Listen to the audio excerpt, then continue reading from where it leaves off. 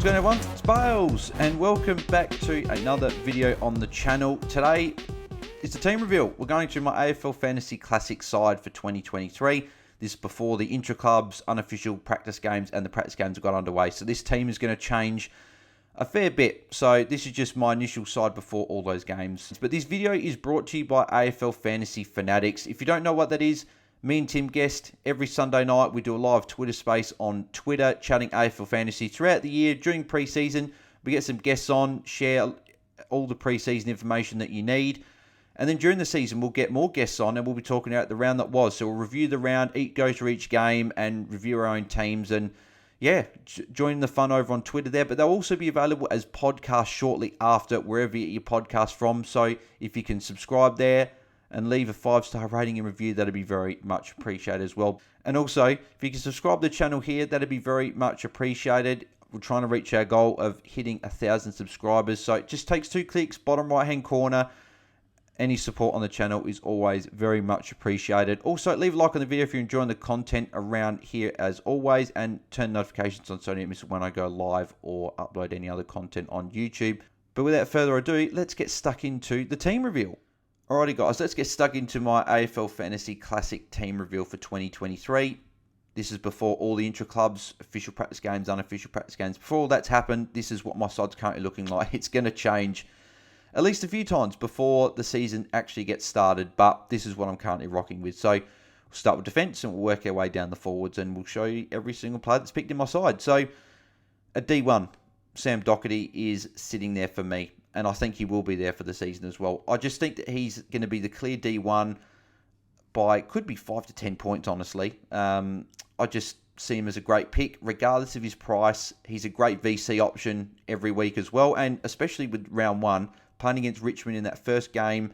If we don't get an R3 playing as well, this will make it even easier. You can VC Sam Docherty if he goes big. You've got a captain straight up. So I really do like Docherty as a pick, and I think that he's not a bad option at paying up. So at D2, we've got to scroll down a little bit here. We've got Nick Dacos. So Nick Dacos at D2, this has been changing a fair bit. It's been Dawson, it's been McGrath, it's been Young, it's been changing. But the moment I've landed on Nick Dacos, hearing reports of him playing in the midfield in match simulations, that could be fantastic. I think that could be a good way for him to get away from the tag if he does get tagged, which I expect him to get a couple this year. If he's playing halfback, gets tagged, he can move into the midfield and he can escape that tag, which is going to be a lot harder for a tagger to then follow him into the midfield. And then he can also go forward. We did see that against Sydney, I think it was last year, when he got tagged by Ryan Clark. He went forward and had a little bit of an impact. So he is a player that can move around and can move away from a tag. So even though the tag is a little bit of a risk, it's, I think, mitigated a little bit if he can move into another position and score well. So at the moment, Nick Dacos is there. I expect him to have another fantastic season this year after his fantastic first year. So at D3, we have Elliot Yeo. So I think he's a fantastic value pick. He's been injured the last couple of years. He was fantastic before that, playing the midfield, averaging over 100. He was fantastic. It was a fair while ago now. He's actually had defender status, and apparently he's been playing a defender mid-roll, splitting 50-50 with Ruben Jinby. And if he's going to be doing that, I see him comfortably averaging over 90. And that's obviously if he could stay fit. That's the big flag if he can stay fit. Hopefully he can stay fit for a whole season and he can be a good pick. But I do like him as a value pick here.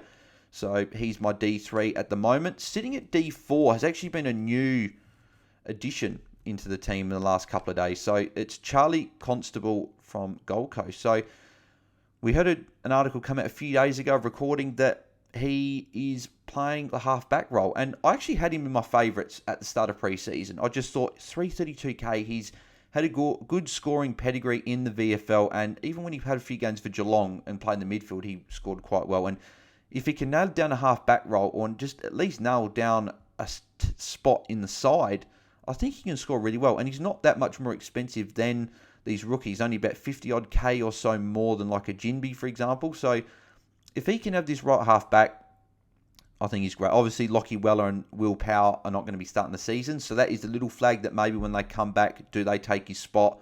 That's one thing to take note. But Nick Caulfield's also been in this position. Jaden Hunt's in the mix as well. Connor McKenna.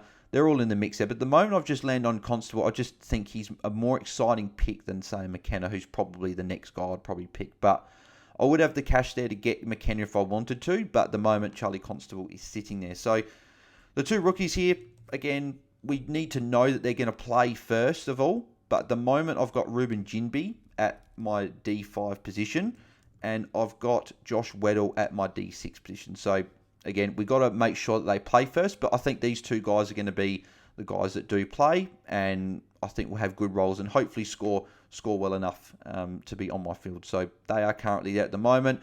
And on my bench, I think this has been a lot of people's benches in their defence. So, I've got Darcy Wilmot there as my D7. And I've still got Campbell Chesser there. So, there's been rumours that he may not play round one. He's still working his way back from his ankle injury from last year where he missed the whole season. So we get him at basement price if he does play.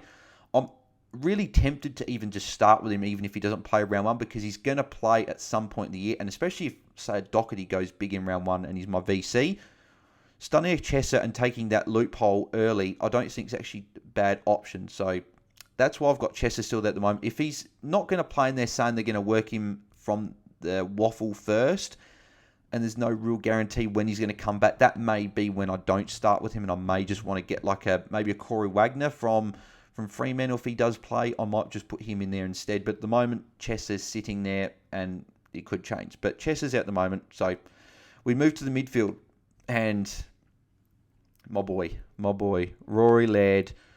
I've got Rory Laird there. I'm paying up for him. Over $1 million. It's a lot of money. I'm just banking on the fact that I just don't think he's going to get a lot cheaper than what he's priced at. So, again, he's over $1 million, not a lot of players. He's the only ever player to have gone over $1 million during a season. Obviously, Tu Miller and Jack Steele started over $1 million last year, but no one has ever gone over $1 million. So, Rory Laird did that last year, averaging 129 the back half of the year. So, I don't know if he's going to go at that for a whole year, but I think 115, I think, is a pretty safe floor for him. I think he's going to go at least 115 this year, and if he's only had one game under 80 in the last 2.5 years since he's been playing midfield. So, and I remember that game against Richmond. I've said that on a few podcasts. I do remember that game. It was a weird scoring game, and there's only probably a handful that he's gone under 90 as well. So he's got such a high floor, and he showed last year he's got a ceiling. I think he will add a couple of marks into his game, extra marks into his game this year. So I think that his scoring could even improve. Maybe his tackles maybe take a little bit of a decline and then his marks take a increase. So I think that could be where it levels out. But I think he can still average over 120. I think at the moment I've currently got him as my best midfielder.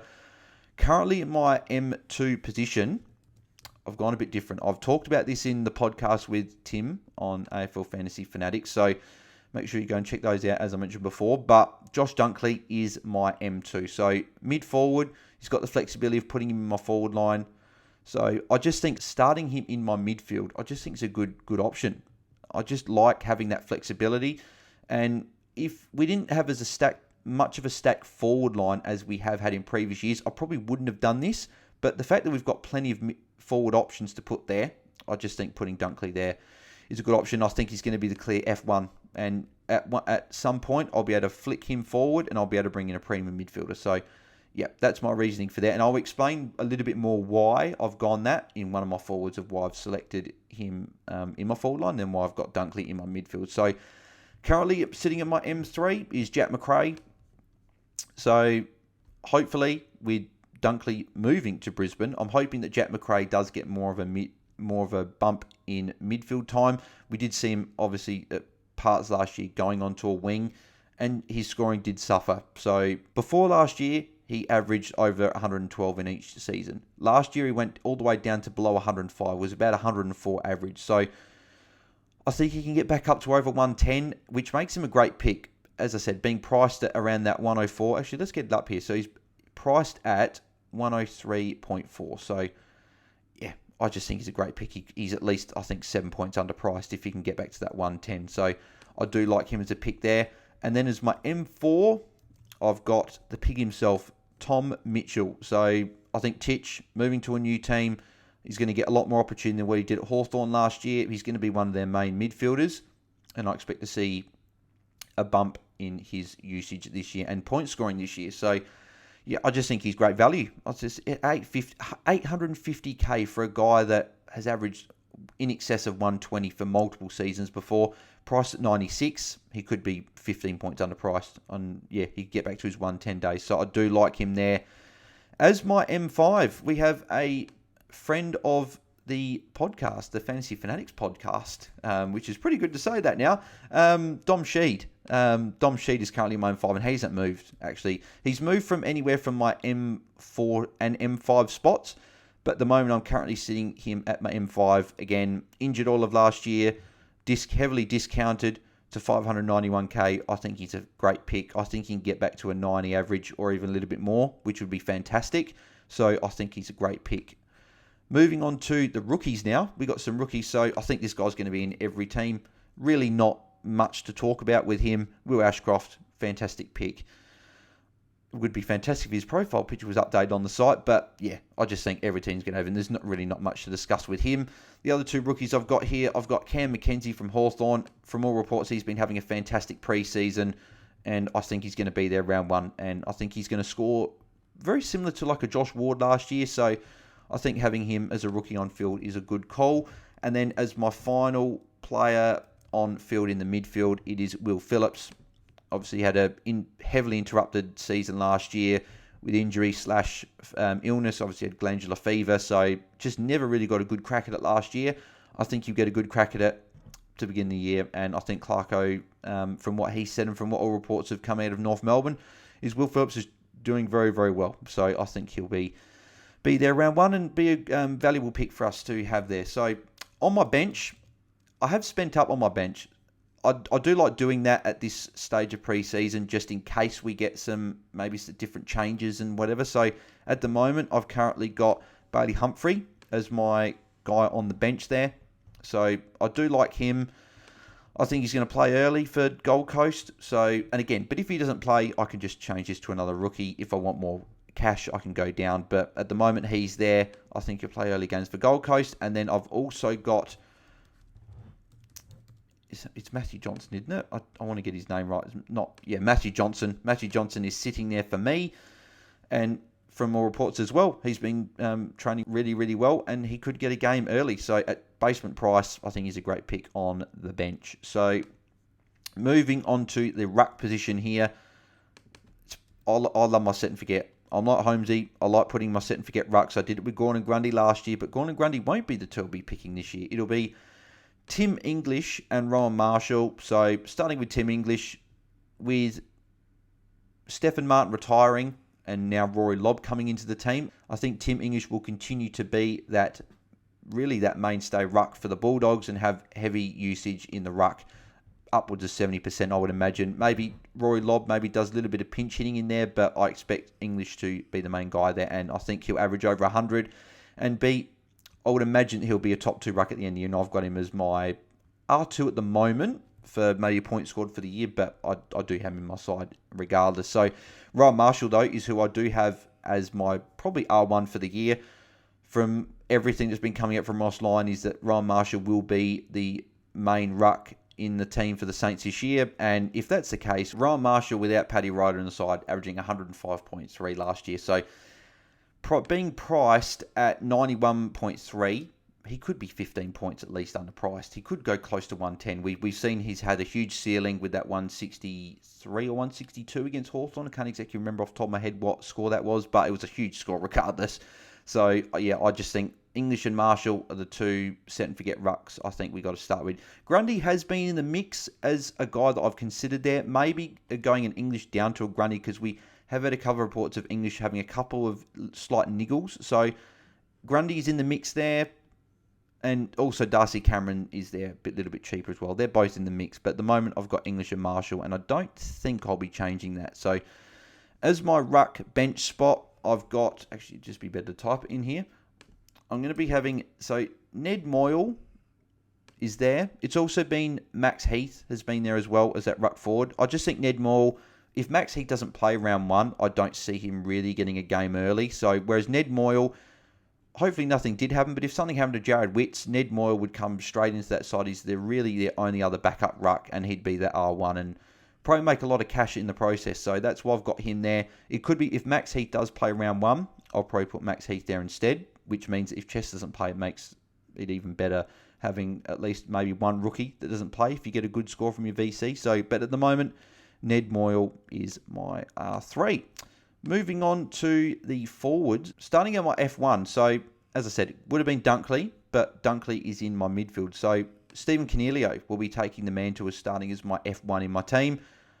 I just think Taranto, Hopper, both out of the side, Tanner Bruhn out of the side as well. Obviously, they've all left with Hopper and Taranto going to Richmond and Tanner Bruhn going to Geelong. There's a lot more opportunity in the Giants midfield. We saw Stephen Coniglio get a lot of usage after Leon Cameron was sacked by the Giants, and I just expect him to continue at least that usage, if not even get more of a bump in midfield time. So Tom Green's probably the guy that's going to be first in there. Josh Kelly's there as well. I just think them two and Coniglio are going to be the main three in there. Maybe a Perryman mixes in. There's going to be like a Finn Callahan maybe gets some time in there. Does Lockie Ash spend time in there? There's going to be some guys rotating through there, but I think Coniglio will be one of those main guys in there. And we've seen him average over 110 in the past. He might not average 110, but I think an average of around that 105-ish mark is probably reasonable to think that he could get there. And if that's the case, he's priced at around 98. I think he's a great pick. At my F2, I've got Tim Taranto. So obviously I had that. I've got Tim Taranto. So I do like Tim Taranto. Obviously, we didn't have a great relationship last year after bringing him in, and he didn't do too well for me. But I think him moving to Richmond will only be a great move for him. He's going to have a lot more midfield time. They didn't bring him to Richmond to play up forward. They brought him in there to be one of the main midfielders. And yeah, I see him going back to a 105 or potentially even more. I know Richmond don't have a game style that's really conducive to high fantasy scoring, but I think Taranto's the sort of guy that really, no matter what system you put him in, I think he's going to score well. So I think Tim Taranto's sitting there pretty comfortably for me and at F2, and I don't see him moving either. So at F3, he's been in and out. I didn't have him when I recorded that video with Louis, the Zach Butters versus Connor Rosie video, but I have got Connor Rosie in my side at the moment. So if you haven't watched that video, by the way, go check it out. And go check out all the other AFL Fantasy head-to-head videos I've done with episode 5 released earlier today, but then you've also got the other 4 episodes to check out. So do go and check those out. But Connor Rosie's sitting there. We saw from I think it was round 5 last year, went into the midfield, and he was fantastic after that. So finished the year off really well as well. I think 400s in the last 5, and I just think he's a great pick. He's underpriced. He's priced at an average of, I think is it 88? Yeah, 88. I think if he can go at least 95 minimum, I think he's still a decent pick. I think he can be a top 6 forward as well. I've got him in my top 6 forwards at the moment, and I think he can go over 100. So if he does go over 100, it's a fantastic pick. You're getting a guy that's 12 points underpriced and will be could be a top 6 forward. I like the pick. Even though he could cop more attention, which I expect will come his way, but I think he's such a dynamic player that even if he gets some attention, I don't think it's going to really impact his scores where he's going to dish out these 50s and 40s when he was playing forward. I think he could give you some 70s, but as a forward, a few 70s isn't really going to hurt you too badly. Maybe at the start of the year, if he does that could hurt you, but I think he'll be a good pick, and I do like him for this year. So he's my F3. At F4, it's been a few guys been in the mix there. Toe McLean is there, though. I just think there's not a lot of locks in a lot of people's teams or guarantees, but I think Toe McLean, priced at 401k. He scored 100 in his only game last year, which was in the elimination final.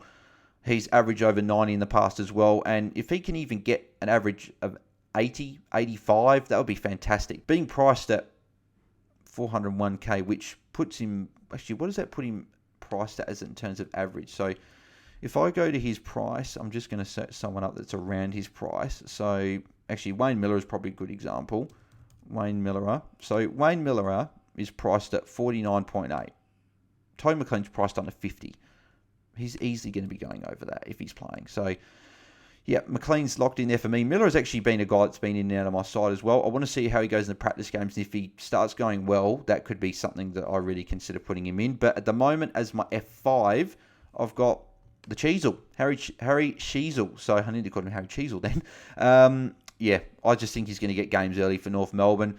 My best mate's a North Melbourne fan, and he thinks that Cheezel's not going to be playing a deep forward role. He's going to be pushing up the ground more. Obviously, I've got guys like Paul Curtis, Curtis Taylor, Jack Marnie, guys like that, they're going to play those. Phoenix Spicer may play as well. They've got those forward pocket guys. They're going to play deep forward. I think Sheasel's going to play that half forward, may push onto a wing. So I think he's going to score well enough to be a rookie that we have on our field. So I do like him there. And Mateus Philippou is going to be rounding out my forward line. He had a bit of a calf niggle apparently. Apparently it wasn't too bad. So he's looking like he's going to be ready to go for these practice games that we're going to see. And from Ross Lyon, what he was saying yesterday was that he's as good as a rookie as he's ever seen, and his round one chances are pretty good. So I think that coming from the coach's mouth right there, I think he's good, very good chance to be playing round one. So I don't know if he's going to get that heavy midfield time that he has seen in his junior days, where he was averaging over 120. So I don't know if that was his whole junior, but I know I think as the under-18 championships, he averaged over 120. It's like a 123 or 126 average or something. So if he can average, it doesn't really matter what he averages, to be honest. He's just a rookie. And if he can get 60s or more, it's fantastic. So he's there for me. On the bench, sitting at my F7 spot, I've currently got Jai Menzies. So he only came in yesterday, actually, after hearing good reports of him at the intra-club game that they had. Apparently he played very, very well. And if he's there round one, I think he's just a rookie that we've got. There's obviously cheaper guys there that I could go for, like a Josh Sin, who's not in my side at the moment. There's guys like that I can put in. But if they play well and Menzies doesn't score quite well in the preseason game, then I might take him out if I need the cash as well. But Jai Menzies sitting there as my F7 at the moment. So as my F8, I've got one of my other Crow boys in Luke Pedler. So we did have Jep on the podcast a few weeks ago. If you haven't checked that as well, make sure you check it out. He was saying he doesn't expect Luke Pedler to score too well. So that's obviously the one flag there that I've got with him being there. But I think at the moment, we just want rookies that are likely to play at the moment, likely to play at the start of the season. So I think Pedler will play. If another rookie comes along that's going to have better scoring, I can put him in there. But at the moment, Luke Pedler is the guy that's sitting there for me. And then rounding out my team in my utility spot, I've got Blake Drury from North Melbourne. So he is rounding out there. Apparently he's been playing really well in pre-season. Could get a game early. That's why I've got him there. Plus as well, I think it's just good to have your utility player to have dual position status, to have a mid-forward, defender forward. Defender forward would be actually really, really helpful. But any real flexibility is what you want. So that's why he's there. And just because I think he will get a game early, that's why he's there as well. So obviously set my captain as well, which will be none other than my man Rory Laird, and Sam Doherty will be my VC as well. But this team is going to change so much. We have 27 days now until the first game of the season starts, which is fantastic. It's coming close, but we still have a lot of preseason to go. As I mentioned, the intra-clubs and both the practice games that teams have got, we still got them to come. So we're going to learn a lot more about these players going into the season, and this team will change. So, but yeah. Anyway, thank you very much for watching my team reveal video. If you did enjoy it, as I mentioned at the start of the video, make sure you like the video. And also subscribe to the channel. As I mentioned, reaching the goal of 1,000 subscribers. If you can help me reach that, that would be very much appreciated. And turn notifications on so you miss when I go live in the future or upload any other content. Again, stay tuned to the channel. We got more AFL Fantasy head-to-head videos coming out. Again, obviously Monday, Wednesday, Fridays there have been. Next Monday, next one comes out, we've got another guest on, which will be good for you guys to watch that as well. But yeah, make sure you go and check all those out. Make sure you go and follow my socials as well. All the links to them are in the description below. And leave your comments below. What do you think of the team reveal? Do you like it? Who would you take in, out? Who would you change in this team? Have I forgotten any players I probably should be putting in there? Let me know in the comments below what your thoughts are on it. And if you have any other questions as well about your own team, any combos you want, leave them in the comments below and I'll answer them when I get a chance. So, thank you very much for watching, everyone, and I'll see you guys in the next video. I'm out. Cheers.